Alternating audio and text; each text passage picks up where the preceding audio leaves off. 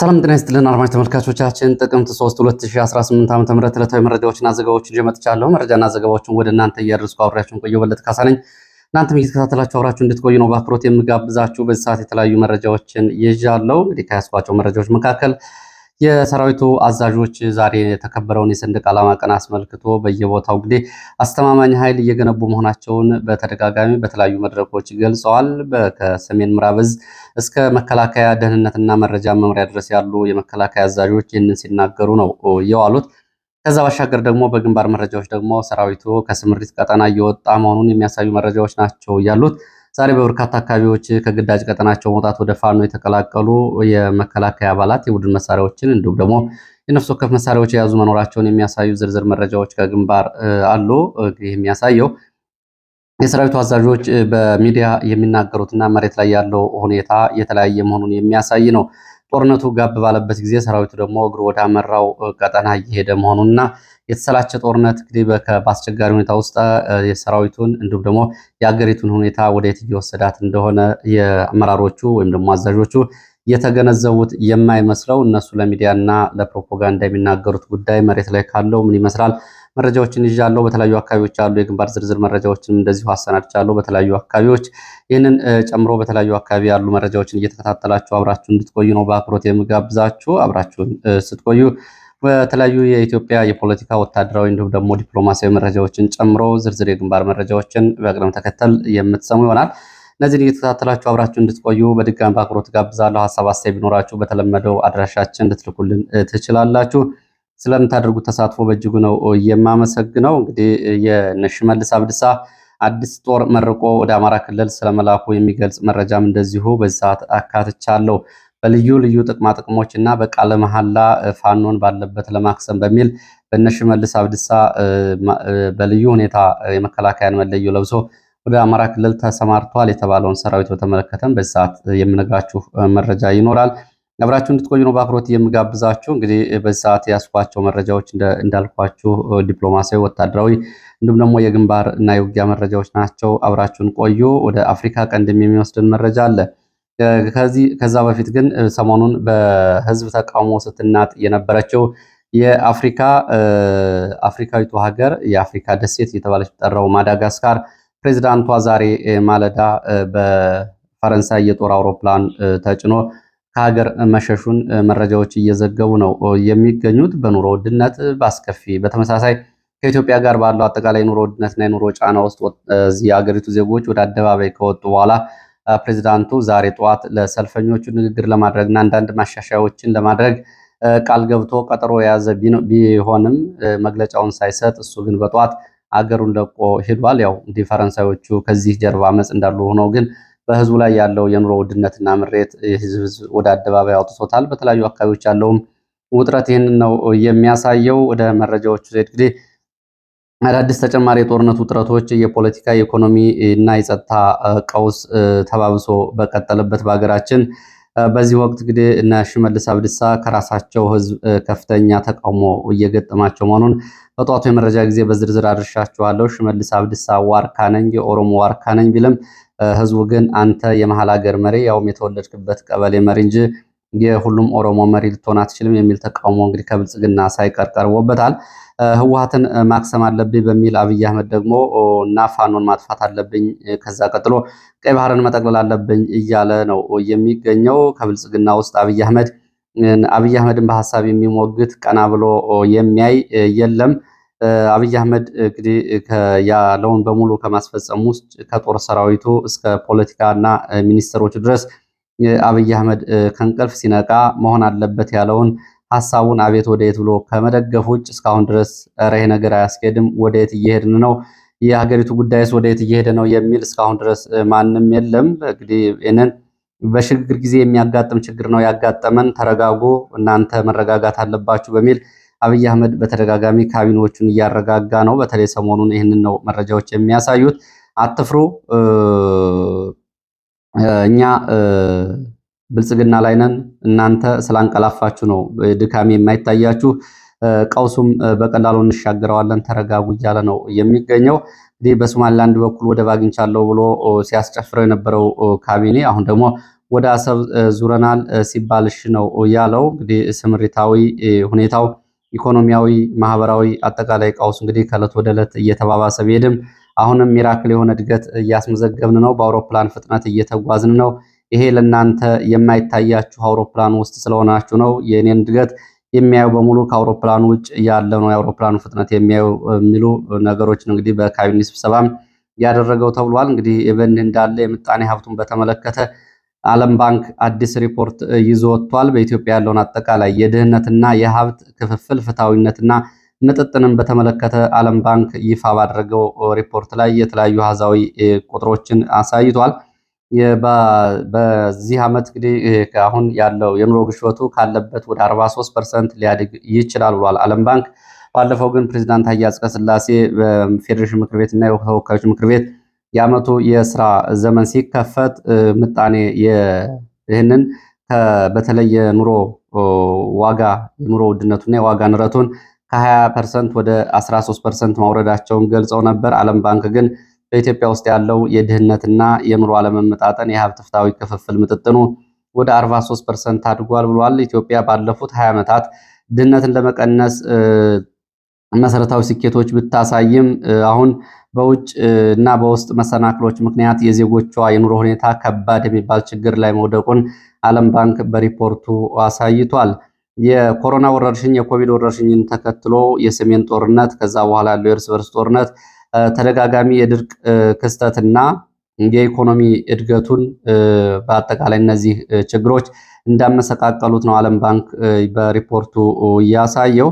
ዓለም ባንክ በዚህ ምክንያት የዋጋ ንረት በእጅጉ በኢትዮጵያ ውስጥ ጨምረዋል ብሏል። 2016 ዓ.ም በመቶኛ እድገቶቹን ሲያሳይ 2016 ዓ.ም በፈረንጆቹ 21 በመቶ የነበረው የዋጋ ንረት እና የሸቀጦች ዋጋ ጭማሪ 2021 39 በመቶ ደርሷል። አሁን ደግሞ 2025 ወደ 43 በመቶ ከፍ ይላል ነው ያለው ዓለም ባንክ። እንግዲህ በኢትዮጵያ ውስጥ ያለውን አጠቃላይ የዜጎች አጠቃላይ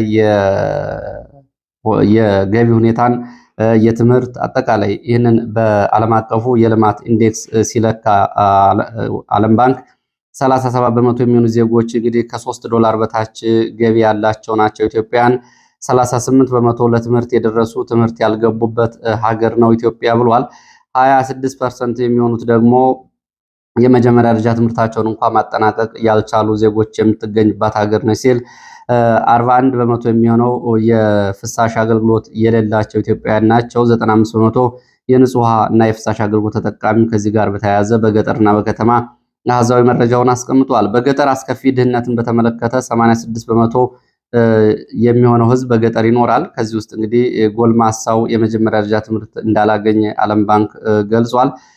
ዓለም ባንክ በዚህ ሪፖርቱ 1% የሚሆነው የኢትዮጵያ ህዝብ ብቻ ፍሪጅ፣ ኮምፒውተር፣ መኪና፣ ብስክሌት እንዳለው ሲገልጽ 99 በመቶ የሚሆነው ምንም እንደሌለውና የድህነት ምጥጥና የሀብት ክፍፍሉን በዚህ መንገድ እንደሚገለጽ ነው ያሳየው። 15 በመቶ የሚሆነው ከተሜ በከፋ ድህነት ውስጥ ይገኛል ሲል ዓለም ባንክ 45 በመቶ የሆነው ደግሞ የገጠሩ ህዝብም እንደዚሁ በከፋ ድህነት ውስጥ እንደሚገኝ ገልጿል። በእድሜ ደረጃም ድህነቱን ሲያሳይ ዓለም ባንክ እስከ 14 ዓመት ያሉ ኢትዮጵያን 45 በመቶ ድህነት ውስጥ ነው የሚኖሩት። ከ15 ዓመት እስከ 64 ዓመት ባለው እድሜ ክልል ውስጥ የሚገኙ ኢትዮጵያን ደግሞ 34 በመቶ እንደዚሁ የከፋ ድህነት ውስጥ ነው የሚገኙት። እድሜያቸው ከ65 ዓመት በላይ ከሆኑ ኢትዮጵያውያን ደግሞ 27 በመቶ የሚሆኑት በድህነት ውስጥ ይገኛሉ ሲል ዓለም ባንክ እንግዲህ ሪፖርቱን ይዞ ወጥቷል። በሌላ ሪፖርት ከቀናት በፊት በግሎባል ሪፖርት ላይ በወጣው 2025 የኢትዮጵያ ገንዘብ የመግዛት አቅም እጅግ ደካማ መባሉ ይታወቃል።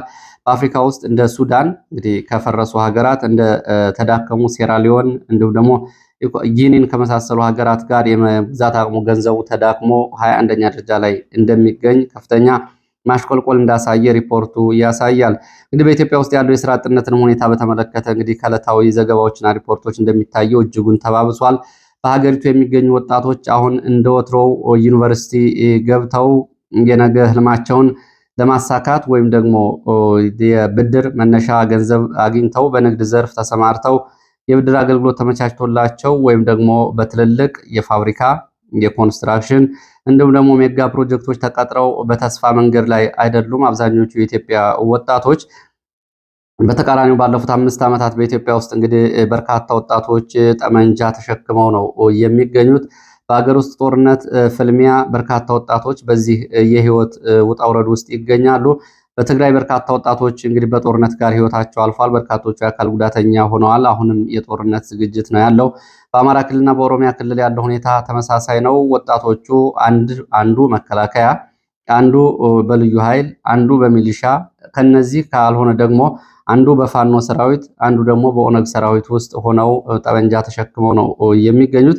ይህ እንግዲህ በሀገሪቱ ያለውን አጠቃላይ ሁኔታ እና በአብይ አህመድ ዘመን ያለው የኢትዮጵያን ሁኔታ የሚያሳይ ነው።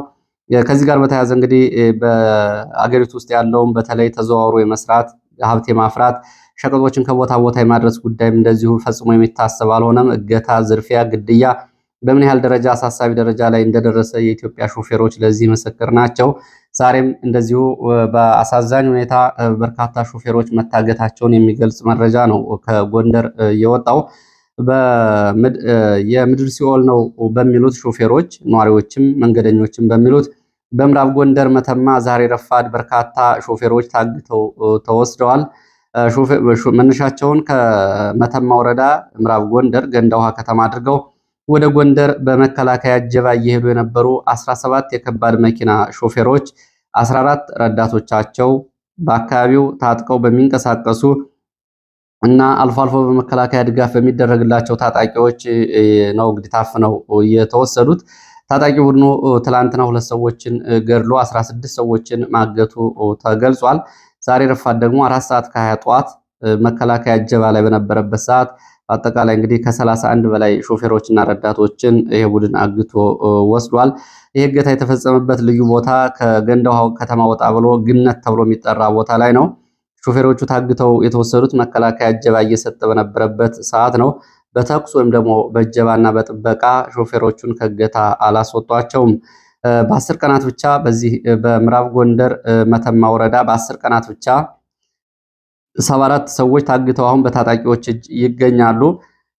21 የሚሆኑ ሰዎች ደግሞ ባለፉት 10 ቀናት በታጣቂዎች ተገድለዋል። እንዲሁም ደግሞ ባለፉት ዓመታት ከዚህ ጋር በተያያዘ እንግዲህ በዚህ በመተማ ቀጠና በተደጋጋሚ የምድር ሲኦል በሲሉ በሚገልጹት የአካባቢ ነዋሪዎች ከ754 በላይ ሰዎች ታግተዋል። ከ199 በላይ ሰዎች ተገድለዋል። ዛሬ እና ትናንት የተገደሉትን ጨምሮ 93 ሾፌሮች እንደዚሁ ግድያ፣ የአካል ጉዳት ደርሶባቸዋል። እንግዲህ 12000 የሚሆኑ የቀንድ ከብቶችን መነዛታቸውንም ሪፖርቶቹ ያሳያሉ። የከፋው ጉዳይ ይላሉ የመረጃ ምንጮቹ የአካባቢው አስተዳደር በታጣቂዎቹ ላይ እርምጃ እንዳይወስድ መከላከያ ኮማንድ ፖስት ለታጣቂዎቹ ድጋፍ በማድረጉና የአካባቢው የጸጥታ ኃይል ከስምሪት ቀጠናው ደግሞ ግዳጅ ውስጥ እንዳይገባ መደረጉ ነው የከፋው ነገር ይላሉ። ታጣቂዎቹ በክፍለ ጦር ጭምር በሚጠራ ጥቂት አደረጃጀት በሱዳን ሸረሪና በሚገኘው የህወሓት ወታደራዊ ካምፕ ውስጥ የተወሰነ ኃይል እያሰለጠኑ ወደዚህ አካባቢ ደግሞ ጃኖ እያሉ በሚጠሩት ክፍለ ጦር አሰማርተው በማስገባት ይህንን እገታ እና ግድያ እየፈጸሙ እንደሆነ መረጃ ምንጮቹ ገልጸዋል። እንግዲህ ከ75 በላይ የሚሆኑ የህወሓት ሰዎችም ለሞርተር ለዲሽቃ ስልጠና በሚል ከነዚህ ታጣቂዎች ስለመውሰዳቸው መረጃዎቹ ይገልጻሉ። እንግዲህ በዚህ በኩል ያለው ሁኔታ አሁንም መፍትሄ እንዳላገኘና ዛሬ የታገቱ ሰዎችም እስካሁን እንዳልተለቀቁ ነው መረጃዎች የሚያሳዩት። መስከረም 23 የታገቱ ሰዎችም እስካሁን ድረስ በእገታ ውስጥ ነው የሚገኙት። ወደ ሌሎች መረጃዎች ሲሄድ ወደ ወልዲያ የሚወስደን መረጃ ነው የማስከትለው። ወልዲያ ዛሬ የወልዲያ ኮማንድ ፖስቱ አዛዥ ጄኔራል እና የብልጽግና ባለስልጣናት ስብሰባ አድርገው ነበር። ጄኔራሉ ወጣቱ ግን ምን አድርገነው ነው እንዲህ የሆነው ሲሉ ጠይቀዋል። ወልዲያ ከተማ ብልጽግና ባለስልጣናት፣ የመከላከያ ጄኔራል፣ የባጃጅ ማህበራትና ተወካዮች ጋር በነበረ ስብሰባ ጄኔራሉ የባጃጅ አሽከርካሪዎችን ወንጅሏል። የባጃጅ አሽከርካሪዎችም እንደዚሁ ውንጀላውን አንቀበለውም በሚል ምላሽ ሰጥተዋል። ጄኔራሉ ለጽንፈኛ ሎጂስቲክ የምታቀርቡት እናንተ ናችሁ፣ የትራንስፖርት አገልግሎት የምታቀርቡት እናንተ ናችሁ፣ መረጃ ምንጭ ናችሁ፣ የምታስመቱንና የምታስጠቁን እናንተ ናችሁ ሲሉ ገልጸዋል። እኛ የምታስመቱ እናንተ ናችሁ በማለት ጄኔራሉ በምሬት ሲናገሩ በጁንታው ጦርነት ወቅት የነበረውን ሁኔታ በተመለከተ የወልዲያ ወጣት መከላከያን እስከ ደሙ እስከ ቁስሉ ተሸክሞ አሳክሞ ተንከባክቦ ነበረ የነበረው የመከላከያ እና የወልዲያ ወጣት ግንኙነት በጣም የሚገርም ነበር። ዛሬ ምንድን ነው የሆነው? ያ ሁሉ ፍቅርስ ወደ የጠፋ ምን አድርገናችሁ ነው ሲሉ ጀኔራሉ ጠይቀዋል። በዚህ ላይ ምላሽ ሰጥተዋል። የባጃጅ አሽከርካሪዎቹ በነበረው ስብሰባ የባጃጅ ሾፌሮቹ እንዳንሰራ ትተናኮሱን አላችሁ፣ ኮሽ ባለ ቁጥር እኛን ከስራ ታስቆማላችሁ፣ እኛን በጥላቻና በጥርጣሬ ነው የምትመለከቱን፣ እኛ የት እንሄድላችሁ? ሀገራችን ለቀንስ ወደ የት እንሄድ? ስራስ መስራት አንችልም ወይ? የሚሉ ጥያቄዎችን ሲያቀርቡ ለፋኖ መረጃ ትሰጣላችሁ፣ ሎጂስቲክ ታቀርባላችሁ፣ ፋኖን ታጓጉዛላችሁ የሚለውን ጉዳይ በተመለከተ ግን ራሳችሁን አጥሩ። ለፋኖ መረጃ የምትሰጡትም እናንተው ናችሁ። የብልጽግና ባለስልጣናትና ወታደራዊ መሪዎች ናቸው መረጃውንም ማስረጃውንም የሚሰጡ። ስለዚህ ወደኛ ጣታችሁን ከምትቀስሩ ራሳችሁን ውስጣችሁን ልታጠሩ ይገባል የሚል ምላሽ ከማህበራቶቹ ተመልሷል ለጀኔራሉ ሲሉ ተሳታፊዎች ይህንን ገልጸዋል። ከዚህ ውይይት በኋላ እንግዲህ ከ18 ቀናት በኋላ በተወሰኑ የከተማዋ መስመሮች የባጃጅ ትራንስፖርት ስምሪት ስለመፈቀዱ ሲገለጽ አሁንም ከዩኒቨርሲቲው በጀነቶ በር በኩል እንዲሁም ደግሞ ከጉቦ ኬላ፣ ዶሮ ግብር ተብሎ በሚጠሩት በአራቱ አቅጣጫዎች መውጫና መግቢያ አካባቢዎች ግን አሁንም እነዚህ መስመሮች ለባጃጅ ትራንስፖርት ዝግ እንደሆኑ ይቆያሉ ነው የተባለው። ወልዲያ እንግዲህ ባለው ወልዲያ በዚሁ ባለው ወታደራዊ እንቅስቃሴና ግዳጅ ምክንያት በከተማው ውስጥ የነጋዴ ተሽከርካሪዎች እየተያዙ ለግዳጅ ትፈለጋላችሁ እየተባሉ እየተወሰዱ መሆናቸውን እና በየትኛውም እንቅስቃሴ ተሽከርካሪዎች ጭነትን ቢጭኑ እንዲሁም ደግሞ ቆመው ቢገኙ ለወታደራዊ ግዳጅ እየተባሉ እየተወሰዱ እንደሆነ ከወልዲያ የደረሱ መረጃዎች ያሳያሉ። ወደ ግንባር መረጃዎች መለሳለሁ። በመሃል የኢዜማ ዛሬ ያወጣውን መግለጫ በአጭሩ ላድረስ። ኢዜማ የኢትዮጵያ ዜጎች ለማህበራዊ ፍትህ ምክክር ኮሚሽኑንና የመጪውን ምርጫ በተመለከተ አሳሳቢ ጥያቄዎችን በሚል በመግለጫው አንስቷል። እንግዲህ ምክክር ኮሚሽኑ ከህዝብ የሰበሰባቸው በርካታ ጥያቄዎች አሉ። የምርጫውን ስርዓት ጨምሮ እንዲሁም ደግሞ የምርጫ ምጥጥንን ጨምሮ ምክክር ኮሚሽኑ ስራውን ሳያጠናቀቅ ምርጫው በመጣ ስለዚህ ምን ሊደረግ ነው በሚል እነዚህ ጉዳዮች የወቅታዊ አጀንዳ መሆን አለባቸው ሲል ኢዜማ በመግለጫው አውጥቷል። ምክክር ኮሚሽኑ ስራው ሳይጠናቀቅ ምርጫ ስለመጣ የፖለቲካና የምርጫ ጉዳይ የተመለከቱትን ጥያቄዎች ባሉበት ይቀጥላሉ ወይስ ደግሞ በአዲስ መልክ ምርጫና ምጥጥን፣ ውክልና፣ ፕሬዚዳንታዊ ምርጫና እንዲሁም ደግሞ እንግዲህ በምርጫው ውስጥ ተስተካካይ ውክልና የሚለው ጉዳይ አዲስ መካተት አለበት የተባለው ሀሳብ እንዴት ይሆናል? ፕሬዚዳንታዊ ምርጫ ይሁን የሚባለው የምርጫ ስርዓቱ በምክክር ኮሚሽኑ ሳይወሰን ምርጫ እየመጣ ነው የሚል ስጋቱን አንስተዋል። የህዝበ ውሳኔ የሚያስፈልጋቸው ጥያቄዎች ቢኖሩ ህዝበ ውሳኔ ከምርጫ ጋር ማድረግ ይቻላል ወይ ሲልም ጠይቋል። ከዚህ እንግዲህ ጊዜው አይበቃም ከተባለስ ለ5 ዓመታት ሁሉም ነገር ባለበት ሊቀጥል ነው ወይስ ደግሞ ሊታለፍ ነው ወይ የሚልም ጥያቄን አንስተዋል። ለማሳጠር ሌላ መንገድ ታስቧ ይሆን ወይ የሚልም እንደዚሁ በመግለጫው ጥያቄ አንስተዋል። ምርጫና ምክክር ኮሚሽን እንዴት ማስኬድ ይቻላል? የሚመለከተው ሁሉ ይህንን ሚናውን ሊወጣ ይገባል። ምርጫም ምክክር ኮሚሽኑም በድረስ ዓላማቸውን እንዳይስቱ እጅጉን ያሳስበኛል ሲል ኢዜማ እንግዲህ ከረጅሙ መግለጫው ውስጥ እነዚህን አንኳር ጥያቄዎች አንስቷል። ወደ መረጃዎቹ ቀጥላለሁ። ወደ መረጃዎቹ ሲሄድ ከስምሪት ቀጠናና ከግዳጅ ቀጠና የሚመጡ ወታደሮችን የተመለከቱ መረጃዎች ናቸው። በርካታ የመንግስት የጸጥታ አባላት ከስምሪትና ከግዳጅ ቀጠና እየወጡ ይገኛሉ። በርካታ ቁጥር ያለው የመንግስት ኃይል ከግዳጅ ቀጠና ስለመውጣቱ የሚገልጽ መረጃ ነው ያለው። በሸዋ ቀጠና ሬማ ዙሪያ ከ3 ቀናት ተከታታይ ውጊያ በኋላ 87 የሚሊሻ አባላት ወደ ፋኖ ተቀላቅለዋል። አብዛኞቹ ከነትጥቃቸው የተቀላቀሉ ስለመሆናቸው ተገልጿል። 3 የአየር ወለድ የ101ኛ ክፍለ ጦር መከላከያ አባላትም እንደዚሁ ወደ ፋኖ ስለመቀላቀላቸው የወጡ መረጃዎች ያሳያሉ። በዚህ ለ3 ቀናት በቀጠለው ውጊያ ወደ አካባቢው አሁን መንግስት ተጨማሪ ኃይል ማስገባቱ ተገልጿል። ለ3 ቀናት የነበረው ውጊያ ግን ዛሬ ሙሉ በሙሉ ቆሟል ነው የተባለው። ወደ ሬማ ቀጠና ከመንዝ፣ ከግሸራቤል፣ ከአለም ከተማ፣ ከኗሪ፣ ከሚዳና ከንሳሮ ጭምር ኃይል ወደ አካባቢው ስለመግባቱ ነው መረጃዎቹ የሚገልጹት። በሌላ መረጃ በወልዲያ ቀጠና እንደዚሁ በርካታ ቁጥር ያላቸው የመከላከያ ሰራዊት አባላት ከግዳጅ ቀጠና መውጣታቸውን መረጃዎች ያሳያሉ። ወልዲያ ቀጠና ትላንትና መሻሹን ከፋኖ ጋር ንግግር ሲያደርጉ የነበሩ በርካታ የመከላከያ አባላት ቁጥራቸው ወደ 27 የሚደርስ በዛሬው ዕለት ከግዳጅና ስምሪት ቀጠናቸው በመውጣት ወደ ፋኖ ተቀላቅለዋል። በትላንትናው ዕለትም በተመሳሳይ አንድ የቡድን መሳሪያ የያዙ የመከላከያ አባላት ወደ ፋኖ ስለመቀላቀላቸው ተገልጿል። እንግዲህ የመረጃ ምንጮቹ ይዘውት የገቡት መሳሪያ ዲሽቃ ነው የሚል መረጃ እየወጡ ነው የሚገኙት። ይህን በተመለከተ የቡድን መሳሪያ ይዘው ገብተዋል የሚለው መረጃ በዚህ ባለበት ይቆይ። እንግዲህ በአጠቃላይ በወልዲያ ቀጠና በአጠቃላይ ከ35 በላይ ወታደሮች ውጊያው ከቆመ በኋላ በትላንትናውና በዛሬው ዕለት ከስምሪት ቀጠና በመውጣት ነው እንግዲህ በቡድን ወደ ፋኖ እየተቀላቀሉት።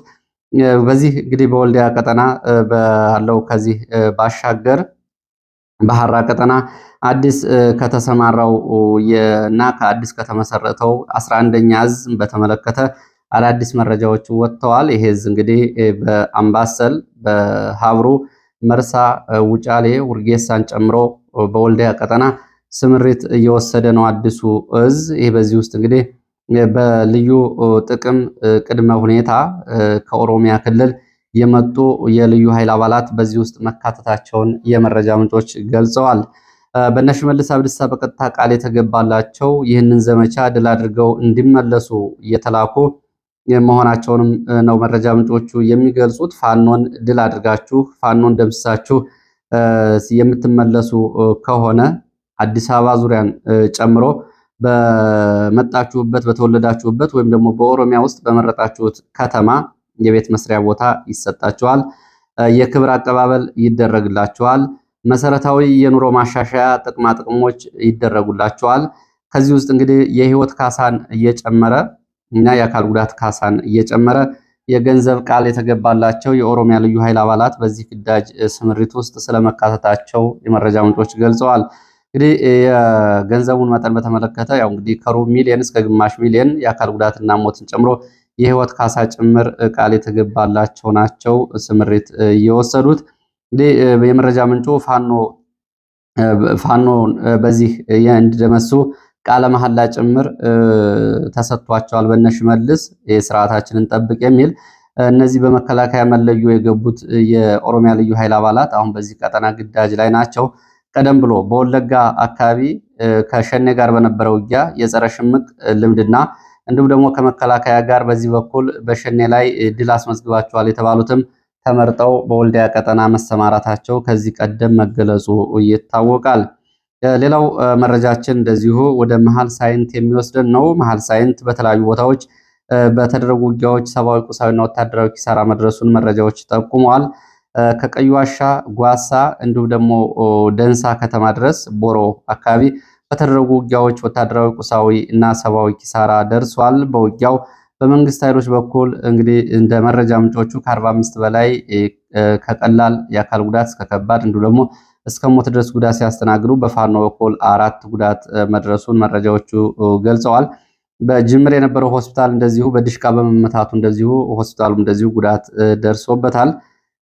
ከአማራ ሳይንት ከመካነ ሰላም ወደ አካባቢው ተጨማሪ ኃይል መግባቱን ተከትሎ ውጊያው ትላንትና ከሰዓት ጀምሮ ሙሉ በሙሉ ቆሟል። አንድ ቡድን መሳሪያ 11 የነፍስ ወከፍ መሳሪያዎች በፋኖ ሲገቡ 11 የሚደርሱ የሚሊሻ አባላትም እንደዚሁ በፋኖ ስለመያዛቸው ከአካባቢ ወጡ መረጃዎች ይህንን ያሳያሉ።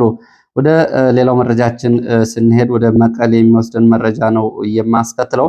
መቀሌ በተቃውሞ አደባባይ የወጡ ታጣቂዎች የጊዜያዊ አስተዳደሩን ቢሮ ከበው እንደነበር መረጃዎች ገልጸዋል። እንዲሁም ደግሞ ከኩያ እና ከአየር ማረፊያ ወደ መቀሌ ከተማ የሚያስገባው መንገድም እንደዚሁ በታጣቂዎቹ ተቃውሞ ተዘግቶ እንደነበር ከአካባቢ የወጡ መረጃዎች ያሳያሉ። በዚህ ሁኔታ እንግዲህ ጀነራል ታደሰ ወረደ በቢሮ ውስጥ ባለመገኘታቸው ታጣቂዎቹ ወደ ውስጥ ቢገቡም አላገኟቸውም ተብሏል።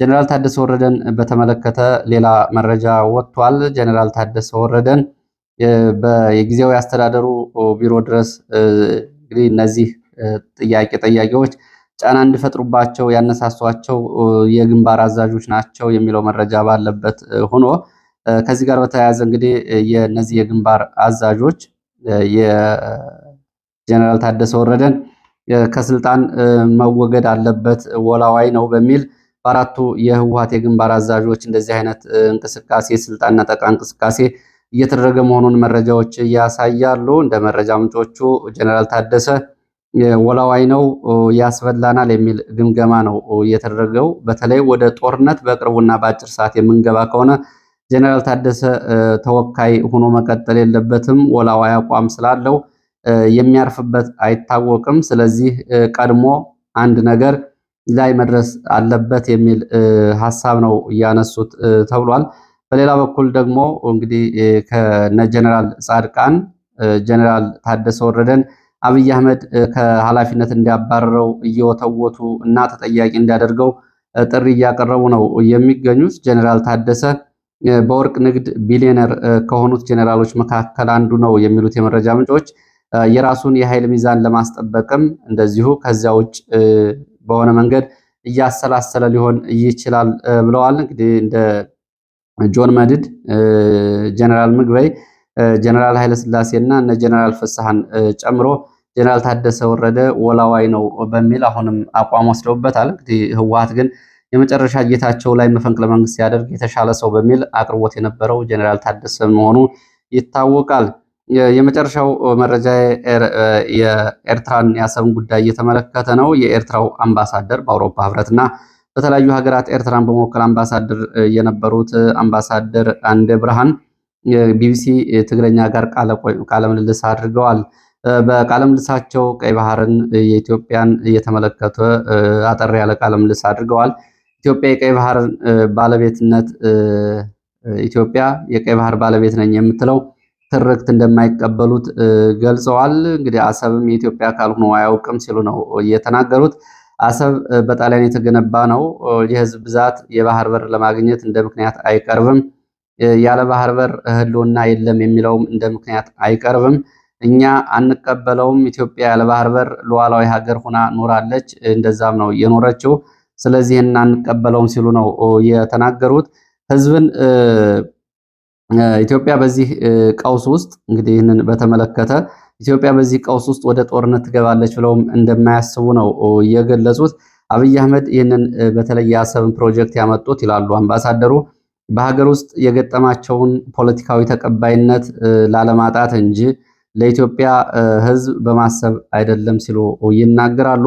ኢትዮጵያ በዚህ ቀውስ ጦርነት ውስጥ አብይ አህመድ ከገባ ያልቅለታል ወደ ጦርነት ይላሉ አምባሳደሩ። ምክንያቱም ሲገልጹ የኢትዮጵያ ሰራዊት በኢትዮጵያ ውስጥ ያለውን የታጣቂዎች እንቅስቃሴ በሳቸው አገላለጽ የፋኖ፣ የህወሓት፣ የኦነግ፣ የኦጋዴን ታጣቂዎችን እንቅስቃሴ መቋቋም አልቻለም። ስለዚህ እነዚህ ታጣቂዎች ጥምረት እየፈጠሩና ዝንባሌ እያሳዩ ስለሆነ አብይ አህመድ ስጋት ላይ ነው የሚሉት አምባሳደሩ ወደ ይህንን እያየ አብይ አህመድ ወደ ጦርነት ይገባል ብዬ አላስብም ነው ያሉት። ወደ ጦርነት ከገባም እያልቅለታል የሚል አስተያየት ሰጥተዋል። እንግዲህ በዚህ አስተያየታቸው የጽምዶን የተባለውን ግንኙነት በተመለከተ በሰጡት አስተያየት ጽምዶ ተቋማዊ ቅርጽ ካለው ለኤርትራና ለትግራይ ህዝብ የሚጠቅም ይሆናል። የኤርትራና የትግራይ ህዝብ እርስ በርስ አልተጣላም፣ የተጣሉት መሪዎቹና ስርዓቶቹ ናቸው ብለዋል። ሆኖም ግን ቅርጽ የማይይዝ ከሆነ ግን የኢሳያስና የአብይን አይነት ግንኙነት የመለስንና የኢሳያስን አይነት ግንኙነት ነው ሊይዝ የሚችለው። ወደፊት በኤርትራና በትግራይ ህዝብ መካከል ምን እንደሚጠበቅ አይታወቅም። ይህንን ጥያቄ ለትግራይ ህዝብ ተወዋለው። ዘላቂ ሊሆን የሚችለው ግን ተቋማዊ ቅርጽ ሲይዝ ብቻ ነው ሲሉ አስተያየት ሰጥተዋል። ለዚህ ሰዓት ያሰባሰብኳቸው መረጃዎች እነዚህ ናቸው። ስለተከታተላችሁ በእጅጉ አመሰግናለሁ። በሌላ ተመሳሳይ መርሃ ግብር እስከምንገናኝ ከሚስ